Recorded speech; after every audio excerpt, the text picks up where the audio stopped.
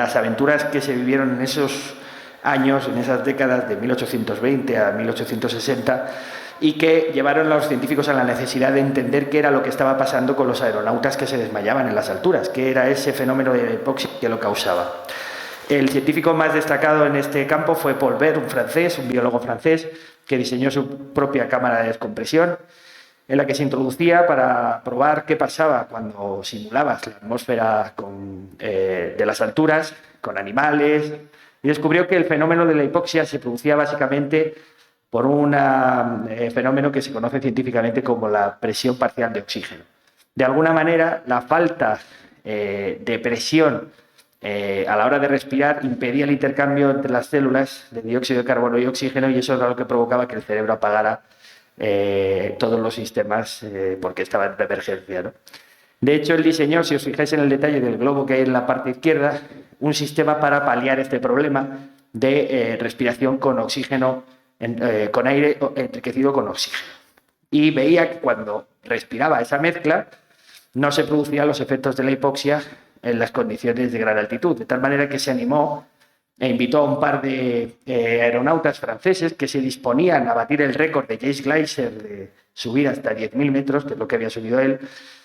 Y a bordo del Zenit, tanto Sibel como Spinelli pudieron subir en una primera expedición a unos 5.000, 6.000 metros, provistos, como veis, de esos globos llenos de aire enriquecido con oxígeno, respirando la mezcla que resultaba ser la posible solución a los problemas de hipoxia. Se animaron tanto que en una expedición posterior, unos meses después, invitaron a Tissandier. Gaston Tissandier era un gran científico y divulgador de la época en Francia, muy conocido, y cometieron un error clave porque no hicieron bien los cálculos, no respiraban la mezcla de manera continua y en un momento dado perdieron la conciencia los tres, como había pasado con Gleiser, pero el desenlace fue más dramático porque tanto Sibel como Spinelli bajaron muertos. Esto fue un fenómeno, un episodio del Zenit, que marcó un antes y un después en lo que significaban las tragedias aeronáuticas y para la que se tomaron medidas. Los meteorólogos que estaban estudiando las alturas empezaron a pensar en la posibilidad de no enviar a personas a las alturas a tomar las medidas, sino mandar globos no tripulados. Así se crearon las primeras sondas. Los dos principales investigadores de la época eran Disseyen Debord y Richard Assmann, uno en París y el otro en Berlín. Empezaron a enviar globos a las alturas provistos de meteorógrafos que registraban los datos de temperatura, humedad relativa y presión atmosférica de manera automatizada, de tal manera que no arriesgaban la vida de nadie. De hecho, aquí es donde sucedió algo realmente asombroso, uno de los momentos más bonitos y más sorprendentes de la historia de la ciencia en general y de la ciencia atmosférica en particular. En un momento dado, las lecturas empezaron a hacer extraños, ¿no? Esos lecturas que veis, si las leemos de derecha a izquierda, son las ascensiones que hacían los globos, y en un momento dado hacía una especie de curva de bastón porque la temperatura hasta entonces se había observado que bajaba de manera constante a medida que se aumentaba, es decir, a medida que subía se hacía más frío. Pero los globos mostraban que a partir de los 12.000 metros no subía más la temperatura, dejaba de bajar, e incluso subía un poquito. Lo primero que pensaron, como todo buen científico, es que se trataba de un error de medición de los instrumentos, que estaban a lo mejor más expuestos al sol, pero los protegieron, tomaron medidas, y la realidad era muy obstinada. Allí había algo, una nueva región del cielo. Habían encontrado, metafóricamente, el techo del cielo. Tuvieron que llamarlo de una nueva manera, no tenía nombre hasta entonces, y lo llamaron estratosfera. De hecho, en cualquier día de tormentas, estos días de hecho están siendo muy tormentosos en todo el planeta, podéis fijaros en que las grandes nubes de tormenta, los cumulonimbos, siempre parecen estar chocando contra una especie de techo invisible de cristal. Eso que se conoce en meteorología como el yunque es, ni más ni menos, la única manera que tenemos de ver desde la Tierra el techo del cielo, el límite de la estratosfera con la troposfera, que es la capa inferior que ellos descubrieron y en la que contienen el 99,9% del aire respirable y donde se da la vida tal y como la conocemos, porque a partir de ahí la vida es prácticamente imposible.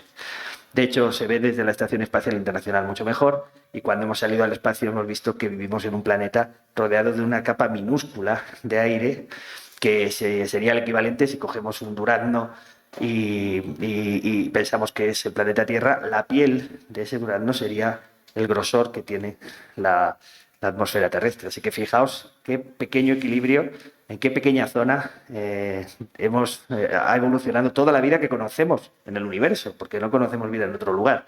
Y qué peligroso sería estropearlo. En estos días estamos viendo que estamos poniendo todo esto en riesgo, quizá, ¿no? Bueno, a ver, que no se vuelva loco esto. En cuanto lo dejo pensar, Ay, bueno, se va a cambiar seguro, solo bueno. En algún momento, aparte de lo que se consiguió, esto fue en el año 1902, fijaos, es muy reciente, no se conocía la existencia de la estratosfera. En épocas anteriores, las creencias sobre lo que había más allá de los cielos eran irracionales, había muchas supercherías. Hay un relato de Olaus Magnus en el año 1555, el arzobispo de Uppsala describe que en algunas tribus de Europa, cuando se aproxima una nube de tormenta, los arqueros salen de la ciudad y disparan sus flechas contra las nubes porque así piensan que van a ser capaces de ahuyentarlas. Están intentando impedir el pedrisco, la granizada y las destrucciones que provocaba la tormenta. Ellos pensaban que había seres sobrenaturales viviendo en los cielos. Hay un momento de la historia de la exploración espacial que destaco en el libro, que me gusta especialmente. En el año 1690, dos físicos franceses, uno es el sacerdote Mersenne, muy conocido por otros descubrimientos y por los números, por las matemáticas, y luego Petit, están representados en esta litografía con una lema que pone retomberait-il, que es algo así como volverá a caer, porque a propuesta de René Descartes empezaron a disparar cañones contra el cielo para ver dónde iban a parar las bolas de cañón. Se encontraron que algunas de las bolas no aparecían y pensaron que las habían mandado al espacio exterior. Pues sabemos que no tenían suficiente potencia y que probablemente se quedaron perdidas en algún sitio, pero me encanta el gesto de Petit mirando hacia arriba porque representa muy bien ese momento de desconocimiento, de intriga por saber de qué está hecho el cielo, qué es lo que hay más arriba, ¿verdad? Los intentos por conocer los secretos del cielo fueron realmente originales y a veces hasta poéticos, ¿no? En el año 1749, dos físicos escoceses, Wilson y su ayudante Melville, construyen trenes de cometas y los ven perderse entre las nubes. De hecho, alguna vez se le escapa a uno de ellos, se les escapa el hilo y lo ven flotando más allá de las nubes y se preguntan qué es lo que hay allá, ¿no? Ellos lo que querían era medir la temperatura y lo hicieron con un ingenioso sistema de mechas de distintas longitudes que programaban y cuando se quemaban acopladas a un termómetro, los termómetros caían al suelo y hacían la lectura a toda velocidad, ¿no? Pero me encanta este momento de exploración, de sondeo, como quien tirara una sonda a un pozo, ellos lo estaban haciendo hacia las alturas, ¿no? A lo largo de estos siglos, a partir de ese momento, empiezan a dispararse la imaginación. Von Guericke había hecho muchos experimentos que se hicieron muy famosos con el vacío y en el año 1657 un italiano, Francesco Lana, postula la posibilidad de que si el vacío es menos denso que cualquier otro material o cualquier otra sustancia, creando grandes bolas de vacío metálicas y poniéndolas en un barco, uno conseguiría volar, lo cual tenía cierta lógica. Hoy sabemos que hay dificultades con este concepto. Unos años después, muy poco después, en 1709, el padre Bartolomeu Lourenço de Gusmão, portugués, hace una demostración delante del rey en la que con una especie de barquilla en la que hay una hoguera que echa aire caliente, infla una sábana y consigue deslizarse a unos centímetros del suelo y deja a todo el mundo impresionado, tanto que los portugueses le pasaron a llamarle el padre volador, ¿no? Porque era cura.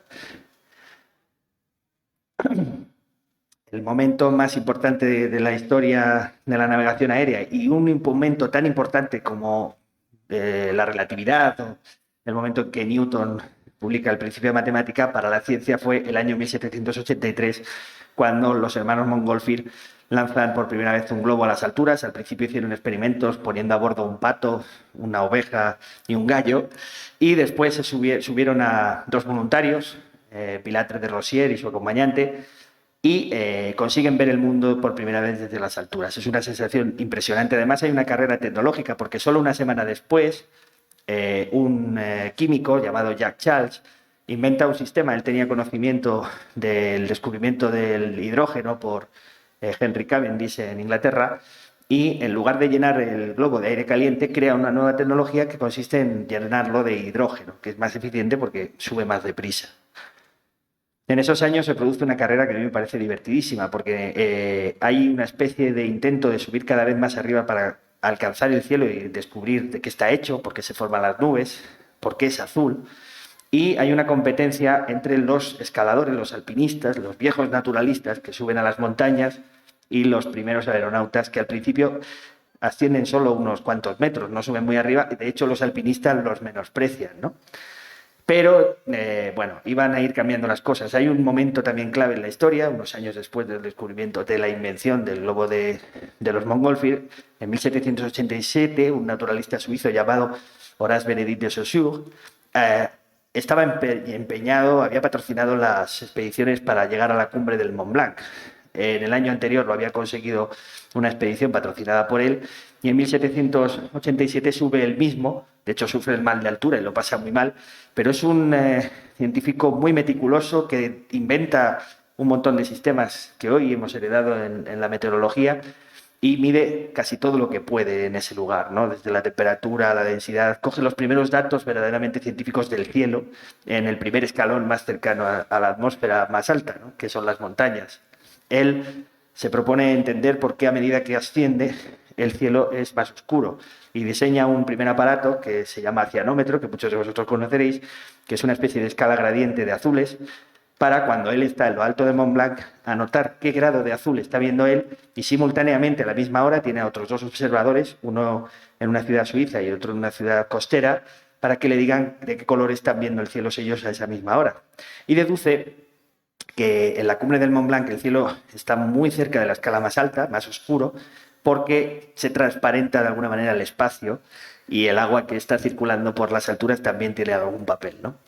El primer cianómetro que subió al Mont Blanc no fue el conocido circular, sino ese otro en el que había una especie de agujeritos cuadrados para ponerlo justo en el cielo y era bastante práctico, porque uno podía encontrar cuál era la tonalidad que se ajustaba mejor, ¿no?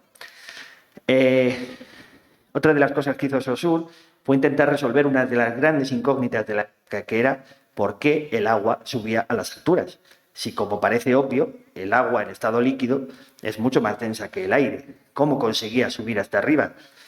Él intenta coger trocitos de nube, esto es una cosa maravillosamente poética, no sé cómo es en español, no hay documentación de eso, él cuenta directamente que ha intentado atrapar una nube y la ha mirado al microscopio y cree ver unas cosas que él define como globos vesiculares y asegura haber encontrado la explicación a este misterio, y es que estos globos están llenos de aire y son los que hacen que el agua vaya acompañándolos y suba y se formen las nubes. Sabemos que esa explicación es incorrecta, pero es un primer paso para muchas de las preguntas que se estaban haciendo en la época. La ilustración de la derecha son esos globos vesiculares observados por Augustus Waller, que en realidad desmiente todo lo que había dicho Saussure previamente y asegura que no existe. Lo que está viendo son gotas de condensación. Hay una fecha clave también en el estudio de las nubes, que es cuando un farmacéutico inglés llamado Luke Howard, en el año 1800, da una conferencia que titula Sobre la modificación de las nubes y propone una clasificación que nos ha llegado hasta hoy. Los nombres de las nubes como cúmulos, estratos, estratocúmulos, todo esto lo puso este farmacéutico humilde inglés, que se convirtió en una especie de ídolo popular de la época porque Goethe, el famoso literato naturalista alemán, consigue una copia de esta clasificación y empieza a escribir poemas utilizando los términos de Luke Howard sobre las nubes, se enamora de las nubes y de hecho escribe a Luke Howard y lo ensalza, le escribe poemas a Luke Howard con una admiración total. Y en ese momento entre los románticos se pone de moda volver a mirar al cielo desde un punto de vista a veces subjetivo, asociando a los estados de ánimo, pero digamos que la humanidad cobra un interés en el cielo que antes pues no había tenido, ¿no? Y otro momento clave es cuando en 1802 el gran Alexander von Humboldt viaja a las tierras de Sudamérica y en su viaje a Ecuador sube hasta la cumbre se acerca a la cumbre del Chimborazo y en ese momento se convierte en la persona, él junto a Bonpland, que más arriba ha subido de la historia, el gran explorador. Humboldt, el héroe, ¿no? Y mientras investigaba para este libro, me encontré con que Goethe, al que hemos mencionado hace un momento, le mandó una carta que está publicada en la Geografía de las Plantas de Humboldt para su libro, en la que le quiere, como deferencia, rendir un homenaje, ¿no? Y en ese esquema sobre las principales alturas de los continentes, que es como se llama ese dibujo, no sé si se aprecia bien porque con la luz de la pantalla es complicado, lo que hace Goethe es representar las grandes montañas de Europa a la izquierda y las grandes montañas de América a la derecha. En ese momento todavía no se conocía el Himalaya ni se tenía idea de que había unos gigantes tan grandes en Asia, ¿no?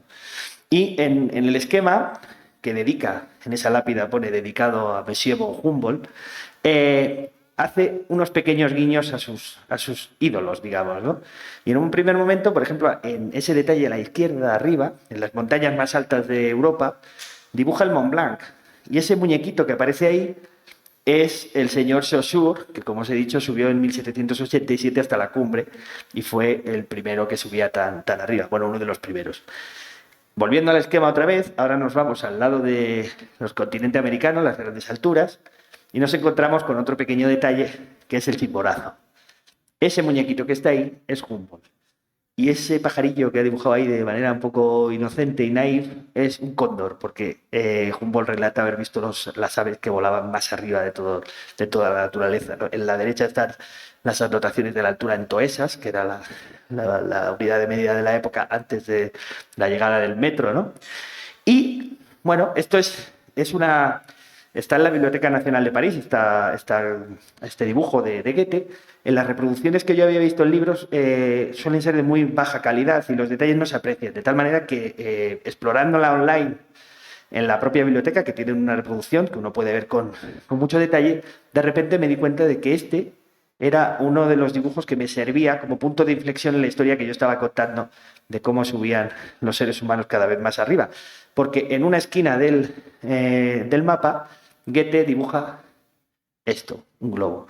Y ese globo es el globo de Monsieur Gay-Lussac, Joseph-Louis Gay-Lussac, el famoso químico, que en el año 1804, solo 2 años después de que Humboldt subiera al Chimborazo, subió en globo hasta los 7.000 metros y batió todos los récords anteriores de altura. Había superado por fin en la guerra entre alpinistas, montañeros y los aeronautas, habían empezado a ganar los aeronautas. Y a partir de ahí no pararían de subir hacia arriba, ¿no? Este es Gay-Lussac, representado en una famosa litografía de la época, junto a Biot, que por cierto tuvo hipoxia y tuvo que bajar. En un segundo viaje fue cuando Lussac pudo subir hasta 7.000 metros. Y fijaos lo que lleva en la mano, lleva un matraz en el que recogía muestras de aire, porque uno de los misterios de la época era saber si la hipoxia se debía a que el aire tenía menos oxígeno en las alturas. Costó mucho darse cuenta, y esto fue uno de los momentos clave, de que en realidad la proporción de oxígeno a 7.000 metros, la zona de la muerte que se le llama, no es menor, es la misma que en la superficie. Lo que pasa es que hay mucho menos aire en general. El aire está aplastado contra el suelo por gravedad, de alguna manera, y a medida que uno va subiendo está más enrarecido, con lo cual, de una sola bocanada al respirar, cuesta captar el oxígeno mucho más esfuerzo. Por eso se producían los desmayos. Bueno, en los años posteriores siguieron representándose las montañas, a veces con ilustraciones tan estrambóticas como esta, donde las montañas parecen cohetes que suben hacia arriba, y empiezan a aparecer ya las montañas del Himalaya. Fijaos en el detalle que el Everest es tan alto que se sale de la gráfica en esta representación, lo sacan del marco, ¿no? Y otro detalle pequeño, veis que la guerra por los globos, por subir más arriba, está Gay-Lussac, el que hemos visto antes, pero ya hay otros exploradores que a partir de 1837 suben todavía más arriba. Está Green, que es un aeronauta británico, ¿no? Solo como detalle. Esta es parte de la historia que cuento en Algo Nuevo en los Cielos, que es un libro que, como os decía al principio, surgió de la curiosidad que yo sentía cuando miraba hacia arriba desde mi casa. Esa representación la utilizo para explicar que mi primera obsesión fue medir cuánto cielo estaba viendo desde mi casa en todo momento. Si era varios kilómetros, muchos kilómetros, o realmente estaba viendo la mitad del hemisferio como sucede por la noche, ¿no? Y a partir de esas preguntas me di cuenta que, como decía Thoreau, y de ahí viene, de esta cita viene el nombre del título del libro, aunque no haya nada nuevo sobre la Tierra, siempre hay algo nuevo en los cielos. En cualquier momento podemos encontrar un último recurso allá arriba. Cada día que pasa abre una nueva página para nosotros. Esa cita de Turó me pareció muy inspiradora y me animó a seguir investigando y a completar esta historia de la exploración atmosférica. En el mapa que inicia el libro, como en los libros de aventura de Verne, están los pasos que vamos a recorrer. El libro empieza en el jardín de mi casa y termina en la estratosfera. Los primeros capítulos suceden, como habéis visto, en mi casa, luego en las montañas, las grandes montañas que los naturalistas llamaron los altos laboratorios. Después, las primeras ascensiones en globo que hemos visto, a más de 7.000 metros. Capítulo en el que hablo de la gran aventura que supuso entender cómo funcionaban las tormentas y cómo nació la meteorología, que es ya para otros muchos minutos de charla. Luego hay un pequeño interludio sobre cómo se descubrió, cómo se formaban las nubes realmente en las nieblas. Y finalmente, los aventureros que viajaron más allá de ese techo del cielo que os he contado y que llevaron hasta el límite de la atmósfera. En la parte final hay una pequeña gráfica donde están algunas de estas hitos. Si veis, empezamos por Wilson y Melville, que lanzaban las cometas sin saber a dónde iban a parar. Después seguimos con el propio Saussure en el Mont Blanc, el Chimborazo, Gay-Lussac, el Zenit, acordaos de la desgracia que os contaba al principio. Y si os fijáis, llegamos incluso a los momentos en que salimos de la estratosfera, como Picard y Kiefer en 1931, que son los primeros que a bordo de una cápsula de acero con un enorme globo son capaces de subir hasta los 16.000 metros y ver la Tierra desde fuera, digamos. Es el principio de la astronáutica, ¿no? Y los que incluso subiendo más allá en globo se lanzaron de vuelta a la Tierra, algo muy, muy humano, ¿no? Estamos locos perdidos por hacer algo extraordinario. Y en los años 60 Joseph Kittinger primero y más adelante Felix Baumgartner, que algunos quizás recordéis, aunque todos sois aquí muy jóvenes, se lanzó desde una altura de 39.000 metros hacia abajo. Es una locura absoluta, ¿no? Y eso está muy bien contado en el libro. Bueno, y si os fijáis en un detallito, hay uno de los hitos que se llama Estrato Vallecas. Para los que no sepáis, Vallecas es un barrio de Madrid, que es donde yo vivo, y es el pequeño gesto que yo quería poner para el final de la aventura, porque el libro acaba, como os he dicho, empieza en el jardín de mi casa y termina en la estratosfera.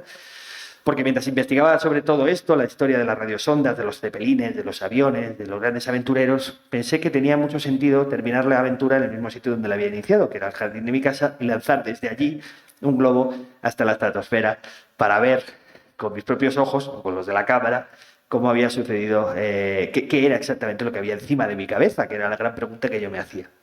En el verano de 2020, un grupo de aguerridos, que como el equipo A, que somos estos que estamos aquí, Fernando Ortuño, Miguel Viñas, Javi Álvarez, que es el que me acompaña en Catástrofe Ultravioleta, y lanzamos el globo desde mi casa y se fue, efectivamente subió, lo pudimos recuperar 5 horas después a 200 y pico kilómetros. Esto lo aclaro porque hay gente que piensa que tiras el globo y vuelve a caer en el jardín. Y no, realmente hay unas corrientes y demás, ¿no?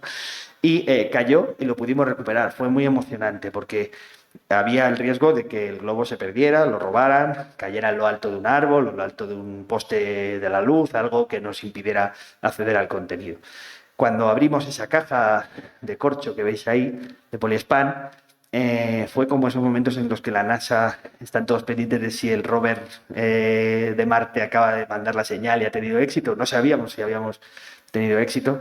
Abrimos la caja y vimos que la cámara había grabado esto. Entre otras muchas imágenes, había grabado todo el recorrido y había llegado hasta los 27.518 metros, que es muchos metros. Y bueno, quiero dejaros aquí un pequeño vídeo, no sé si podemos ponerlo, que resume en 2 minutos, menos de 2 minutos, qué imágenes captó esta sonda que lanzamos desde el jardín de mi casa, que es el final del libro que recoge un poco todo lo que habíamos contado por el medio.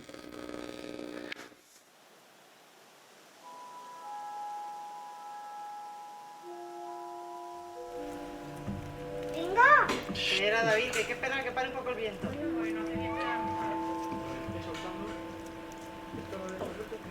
Primero el globo, ves soltando la cuerda, tú vas superando la cuerda con cada uno de los extremos. ¿Listo? Sí, soltando. Venga, pues vamos a lanzar. Yo creo que se puede, ¿eh? Lanzamos. Venga. Suelta. ¡Adiós! Luego, ahora mismo estamos subiendo a 4 metros por segundo, 3,5.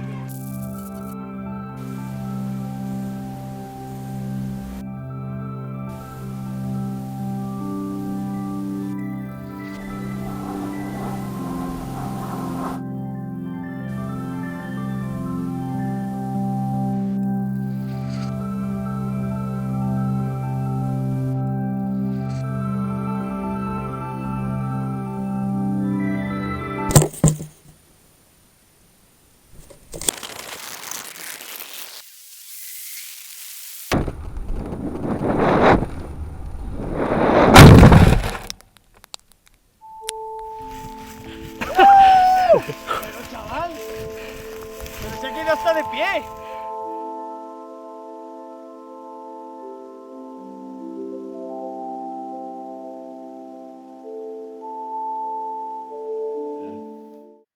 El resumen un poco de una parte del libro, porque el libro es una gran aventura en la que hay muchísimas historias que no he podido contaros aquí, que simplemente os he puesto un apuntillo. Y nada, ojalá os inspire y os sirva para recordar el lema que a mí más me gusta, que una vez leí en un restaurante, que es que hay que venirse arriba en la vida siempre que uno pueda. Muchas gracias.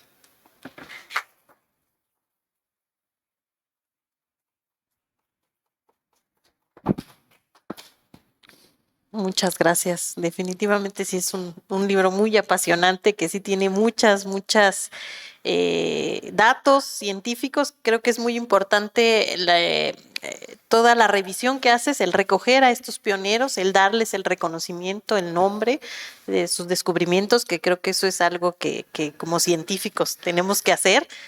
Y bueno, la otra parte de también tu experimentación, o sea, de vivirlo, que creo que se transmite también en el libro y ahorita en el video, que el conocimiento definitivamente cambia nuestras vidas. Mi pregunta va en ese sentido, ¿cambió tu forma de ver el cielo, de viajar en avión? O sea, cuando viene una tormenta, Absolutamente. ¿cambió? No solo cambio la mía, sino que intento transmitir esas sensaciones, esas emociones a la gente que lea el libro. Y de hecho, algunos lectores en España, que el libro está teniendo bastante éxito, me transmiten que les pasa lo mismo. Es decir, una vez que miras al cielo sabiendo mejor lo que ves, sabiendo cuánto costó entenderlo, y sabiendo la cantidad de literatura que se ha escrito sobre las nubes, sobre el límite del cielo, cómo eso además configuró cómo pensamos.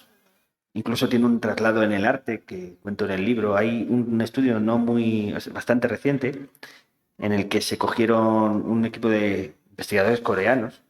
Perdón por el uso de esta palabra. Los españoles somos terribles. Tomó una muestra, no soy capaz de aprenderlo. Estoy quedando fatal en todas partes en México. Aquí en la universidad no tenemos Sí. problemas. Y os contaba que estos investigadores tomaron un montón de muestras de cuadros desde el siglo XI en adelante, representaciones pictóricas, y utilizando inteligencia artificial, analizaron cómo variaba la altura del horizonte a lo largo de la historia.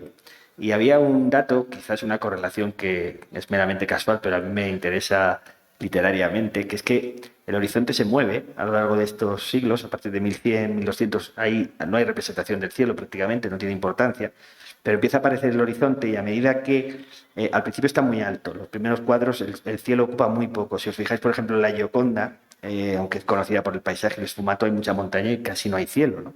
A medida que van pasando los siglos, ese horizonte va bajando y el cielo va cobrando protagonismo. Lou Howard, el farmacéutico que clasificó las nubes, repetía insistentemente que el cielo también es el paisaje.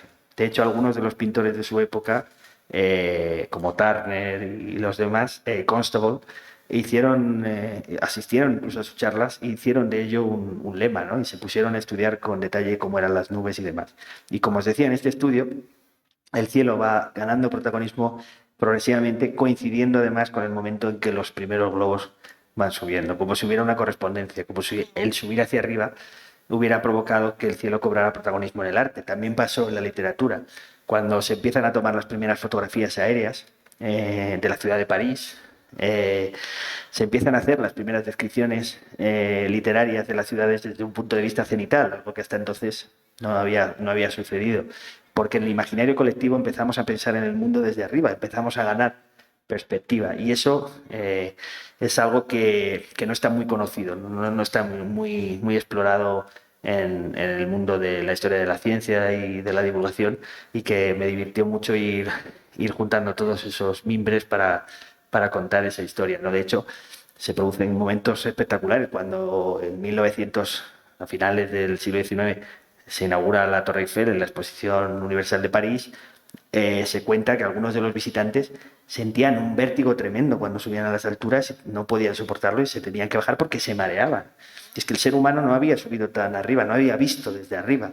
Y empezó a poder verlo gracias a las primeras fotografías, ¿no? De Nadar, Félix Nadar, que fue un fotógrafo que fue amigo de Julio Verne y que influyó mucho en sus novelas, en 5 semanas en Globo y todas las demás, ¿no? Y bueno, y todos esos detalles están contados en el libro. Esa fotografía que veis ahí es del año 2020 también, cuando, junto también con José Miguel Viñas y un buen amigo, experto en Julio Verne, nos subimos en Globo para poder contar la experiencia, pues yo no había subido en Globo, desde entonces no he parado de subir en Globo, pero lo aproveché en la experiencia para contar en un capítulo cómo estaban todas estas cosas relacionadas y cómo Julio Verne había marcado la forma de contar historias y cómo le había influido el hecho de poder volar, ¿no? De alguna manera. ¿Qué tal? ¿Vamos de tiempo bien? Vamos en tiempo, vamos bien. Bueno, antes de pasar ahorita a las preguntas, a ver si aquí nuestros asistentes, en ese sentido creo que sí la ciencia y que tu aporte es muy importante, digo, no solo por hacer esta recopilación, sino esta experimentación. Como dices, creo que la ciencia nos hace ver la realidad de otra manera, nos vamos poniendo